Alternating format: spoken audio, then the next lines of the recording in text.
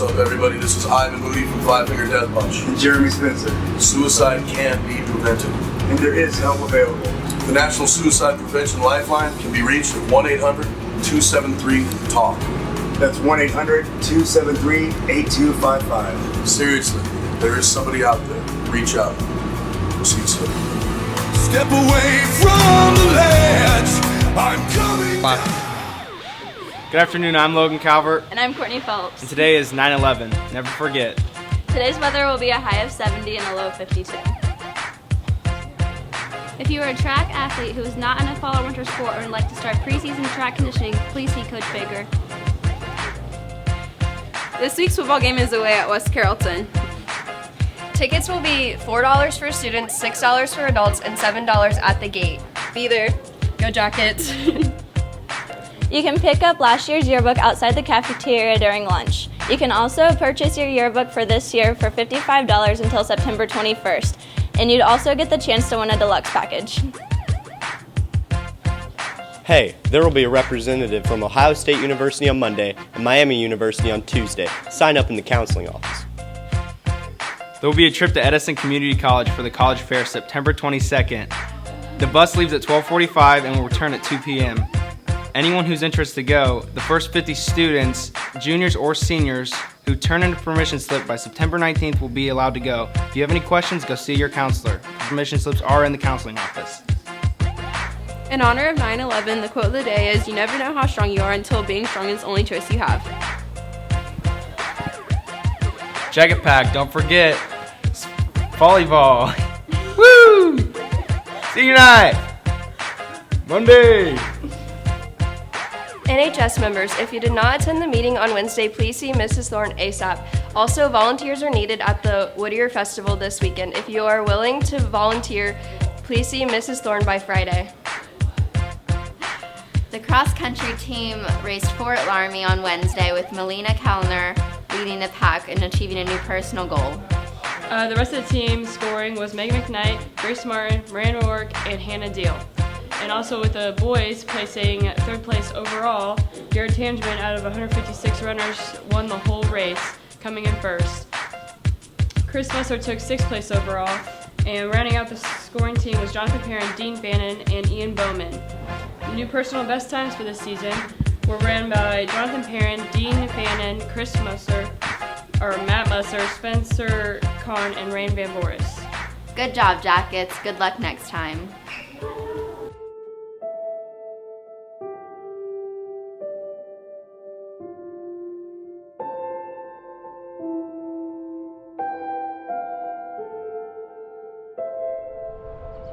I was getting ready for a job interview in New York City. I grew up in the suburbs, and I remember looking out my bathroom window at a clear blue sky and telling myself how great of a day it would be as I put my tie on. I had to go to a meeting up in Midtown. And I was on my way to work. I was working at St. Vincent's Hospital in New York City. It was the most beautiful morning I'd ever seen. On 9/11, I was working downtown on L Street. I was at work at the Library of Congress.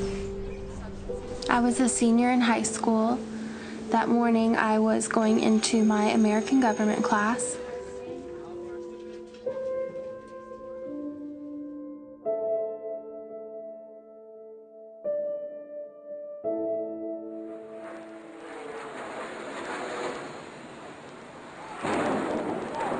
Someone shouted from an adjacent window that a plane had just hit the World Trade Center. We ran over and we saw smoke billowing out of one of the towers. Actually, I thought it was just a mistake. We all continued to work. We just kept continuing to work. Nobody knew what was going on. We all started talking amongst each other. We just got a report in that there's been some sort of explosion at the World Trade Center in New York City. A neighbor came over and shouted at us, "Turn on the news, you gotta see this." We don't know yet whether this was an accident, some sort of planned incident.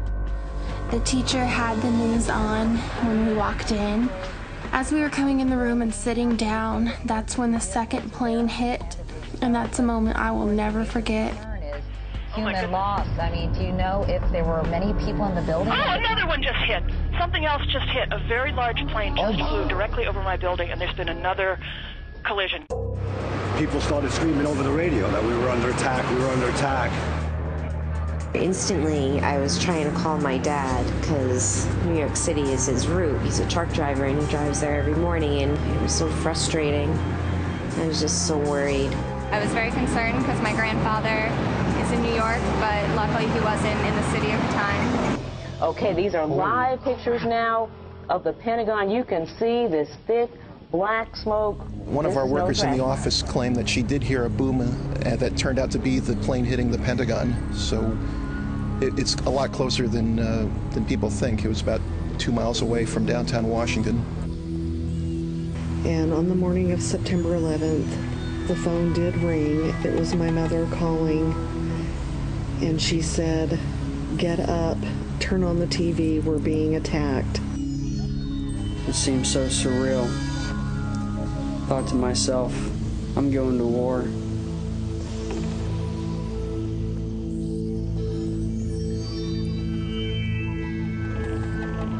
We're seeing Delta Wing jet fighters circling overhead.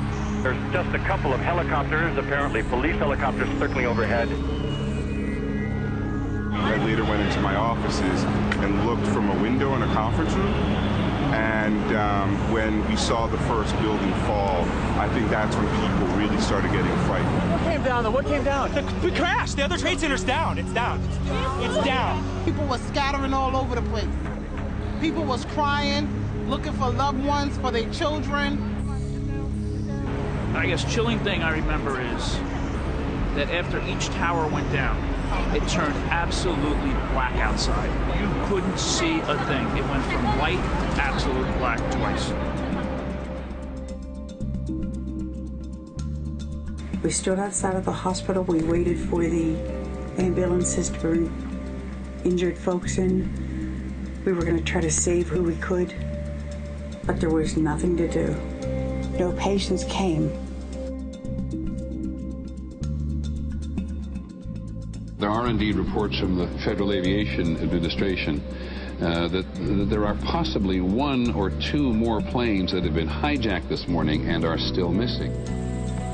This is the remains of a airplane crash over on Lambertsville Road. The explosion shook the house clear over here, shook the heck out of the house.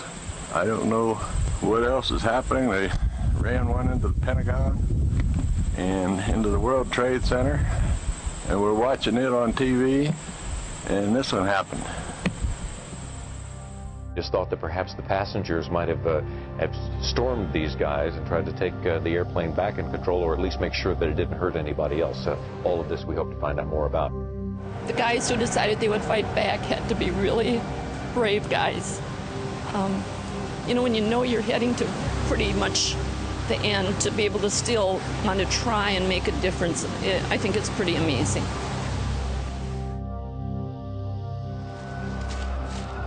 At the end, people that you never would speak to, you was actually helping each other to get to where they needed to go. As New York City, it just made us more closer and more stronger. My teacher spent a lot of the time trying to make us remember that no matter how bad it is, that it will get better and this too shall pass. From that day forward, I was a soldier for life. I started at Ground Zero, finished there around February of 2002, and since then I've done 3 tours in Iraq. Never in my life did I think I would witness so many grown men cry between the beginning of 9/11 through all my tours in Iraq. I hope America never forgets.